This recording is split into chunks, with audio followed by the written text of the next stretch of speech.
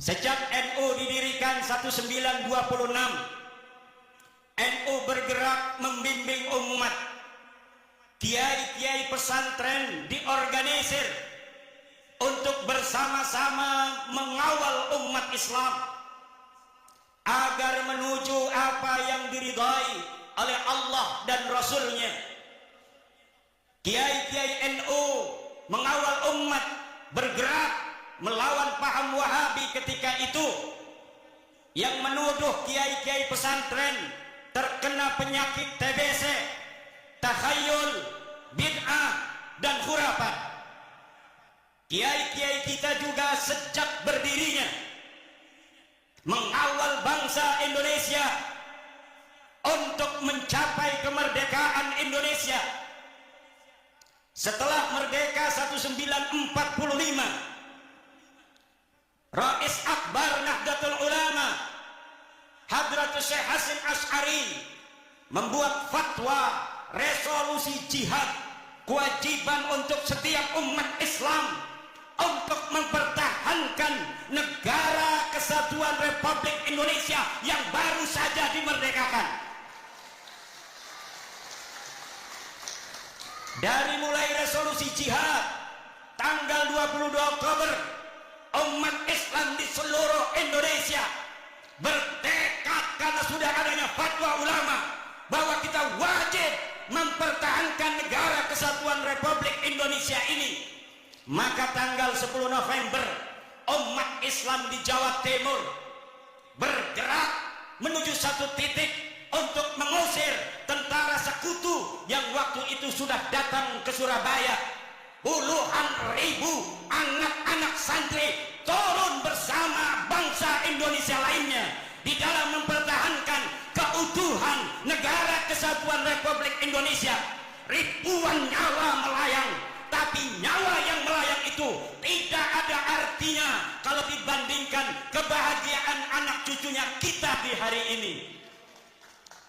Leluhur kita yang telah menjadi syahid, leluhur kita yang telah menjadi pahlawan, di antara mereka ada yang dikenal, ribuan lagi tidak ada yang tahu. Mungkin leluhurnya mati ketika itu, anak cucunya hari ini tidak tahu di mana entah kuburnya.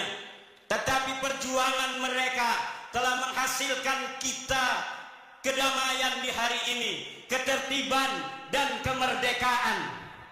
Maka ini nikmat yang tidak boleh oleh kita warga NU dilupakan untuk senantiasa menjaga negara warisan para leluhur-leluhur kita ini. Jangan sampai negara ini berkuasa. Nahdlatul Ulama bersama elemen-elemen bangsa lainnya hadir di pemerintahan. Kemudian pada tahun 1965 Nahdlatul Ulama, kiai-kiainya, ansor bansernya bersama-sama elemen bangsa lainnya, dari muslimnya, dari kristennya, dari budanya, dari hindunya, dari kaum hujunya, mengusir dan membasmi Partai Komunis Indonesia yang hendak berkhianat terhadap bangsa Indonesia ini. Kemudian pada saat Orde Baru berkuasa, Nahdlatul Ulama tidak purek, kata orang Jawa Banten. Nahdlatul Ulama bahkan adalah satu-satunya ormas Islam yang pertama menerima Pancasila sebagai asas tunggal yang digagas oleh Bapak Soeharto.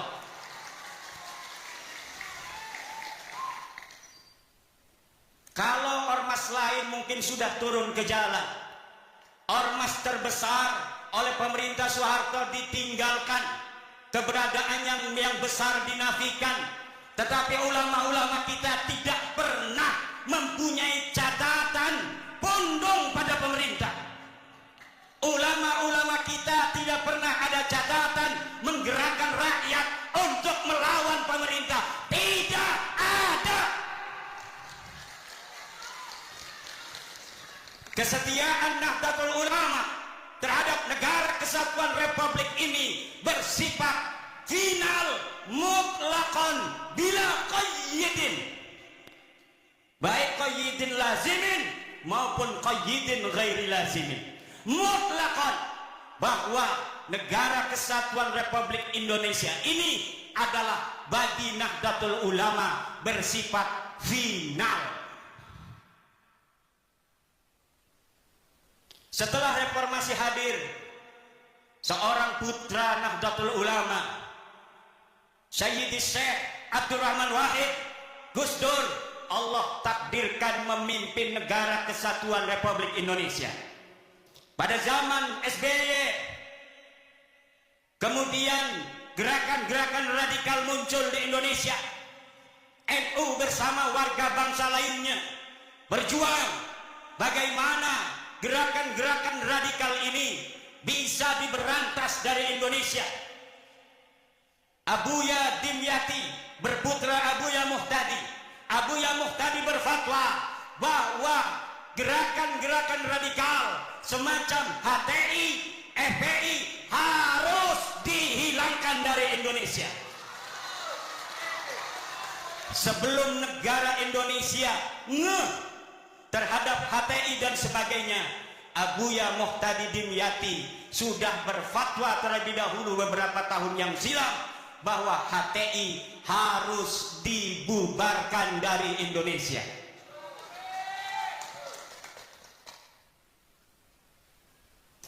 Kemudian hari ini Nahdlatul Ulama bersama warga bangsa lainnya tetap setia mempertahankan Indonesia, apalagi setelah putra terbaik Nahdlatul Ulama Kiai Haji Ma'ruf Amin bersama Presiden Joko Widodo memimpin negeri ini adalah beban yang lebih berat bagi warga Nahdlatul Ulama yang harus menunjukkan ketika guru kita bersama ada di puncak pimpinan, bagaimana kita warga Nahdlatul Ulama harus menjaga ketertiban, kedamaian di seluruh pelosok negeri Nusantara ini, saudara.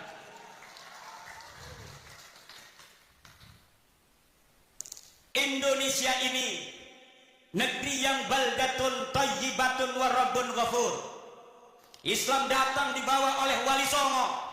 Islam datang dibawa oleh Wali Songo. Islam datang dibawa oleh Wali Songo. Islam datang dibawa oleh Islam datang dibawa oleh Islam datang dibawa oleh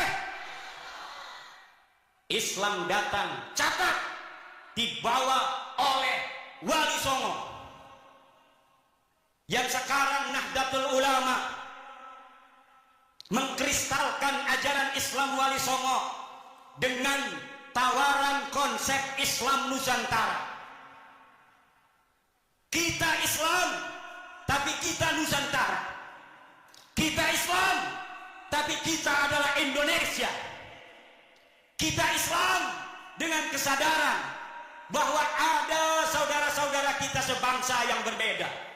Berbeda agama, berbeda suku, berbeda adat istiadat, berbeda budaya, berbeda bahasa. Ini harus lahir di dalam kesadaran kita, sehingga kita sebagai umat Islam bijaksana sebagai mayoritas di dalam mencetuskan setiap gagasan-gagasan ke Indonesia Raya.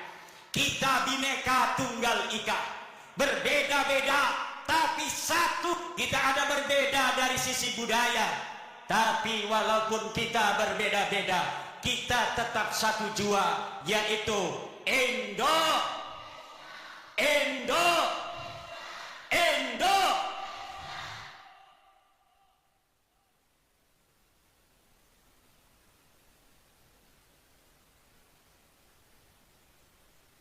Para pendahulu kita mengatakan bahwa kemerdekaan Republik Indonesia ini adalah atas berkat rahmat Allah. Lihat dalam Undang-Undang Dasar. Dan sesungguhnya kemerdekaan itu ialah hak segala bangsa. Dan oleh sebab itu, maka penjajahan di atas dunia ini harus dihapuskan karena tidak sesuai dengan pri keadilan, dan pri kemanusiaan. Indonesia harus bersatu, dan pertama harus merdeka. Karena di dalam undang-undang yang disebutkan bukan bersatu terlebih dahulu. Bersatu kalau masih ada satu suku bangsa merasa lebih tinggi derajatnya dari bangsa lainnya di Indonesia. Buat apa kita bersatu kalau mereka, orang-orang yang bukan pribumi Indonesia, menganggap kita pribumi Indonesia adalah sebagai budak-budak mereka. Wahai pemuda-pemuda Garut, hai pemuda-pemudi Jawa Barat, hai pemuda-pemudi Pajajaran, hai putra-putri Siliwangi, hai putra-putri Aceh, hai putra-putri Sumatera, hai putra-putri Kalimantan, hai putra-putri Sulawesi, hai putra-putri Maluku, hai putra-putri Papua, hai putra-putri Nusa Tenggara, hai putra-putri Bali, hai putra-putri Madura, hai putra-putri Tanah Jawa. Kalian adalah pewaris-pewaris negeri Indonesia ini. Jangan sampai kalian di negeri kalian sendiri yang direbut dari penjajah dengan darah-darah kakek-kakek kalian sendiri. Kemudian negeri ini, kehormatan kalian, kalian gadaikan, kalian jadikan yang hal yang menghinakan daripada perjuangan kakek-kakek kalian sendiri dengan menjadi budak dari bangsa-bangsa selain kalian.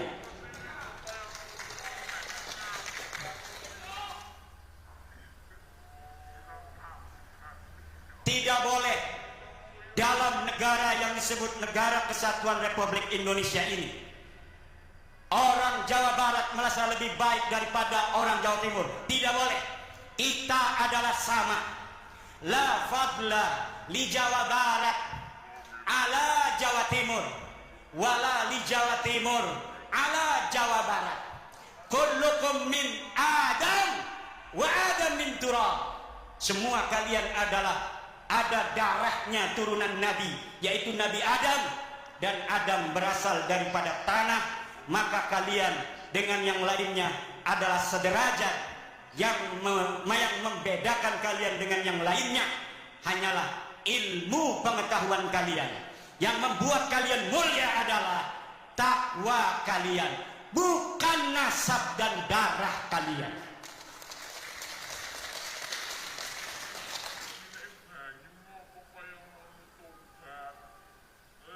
Kullukum ummahatukum waladnakum ahrara fala takunu abidan li ghairikum. Ibu-ibu kalian melahirkan kalian dalam keadaan merdeka, maka jangan sampai kalian menjadi budak-budak dari selain kalian. Di hadapan Allah kita adalah sama. Tidak boleh di dalam Negara Kesatuan Republik Indonesia, tidak ada di dalam ajaran Islam taklihul inas wa ta'nisul ilah. Tidak ada menuhankan manusia dan memanusiakan Tuhan. Yang ada adalah kita wajib untuk tunduk dan patuh hanya kepada Allah Subhanahu wa ta'ala. Kita diperintahkan oleh Allah hanya taat kepada Allah dan taat kepada orang-orang yang diperintahkan oleh Allah untuk kita taati. Siapa dia? Ati'ullah wa ati'ur rasul wa ulil amri. Taatilah Allah, taatilah Rasulullah, dan taatilah orang yang mengurus kalian. Walaupun dia bukan keturunan daripada Raden, kalau dia jadi RT, wajib dia ditaati karena dia adalah ulil amri. Walaupun dia turunan Nabi Nuh, turunan Nabi Ibrahim, kalau dia tidak jadi apapun dalam kehidupan, tidak ngurus urusan kalian, tidak ada kewajiban kalian untuk mentaatinya. Tidak ada. Tapi walaupun Abdun Habasiyun, hamba yang hitam legam, kalau dia memegang urusanmu, dia menjadi ketua RT, ketua RW, dia menjadi lurah, dia menjadi camat, dia menjadi bupati, dia menjadi gubernur, dia menjadi presiden, dia menjadi ketua organisasi, maka dalam lingkup urusan-urusan yang menjadi tanggung jawabnya, kita sebagai rakyatnya, kita sebagai anggotanya wajib untuk mentaati mereka. Tidak ada di dalam ajaran Islam orang harus dimuliakan hanya berdasarkan darah dan nasabnya. Tidak ada. Ada orang-orang yang memperkosa, saudara, memperkosa hadis-hadis Rasulullah tentang ahli bait. Kemudian hadis-hadis tentang ahli bait itu dibawa maknanya untuk diri mereka. Kemudian dengan itu mereka doktrin umat, mereka doktrin jamaah untuk buta hati mereka, hanya melihat cinta dari mereka, tidak melihat cinta dan ajaran selain mereka, sehingga cinta dan ajaran selain mereka dimunafikan. Ini adalah penjajahan pikiran, penjajahan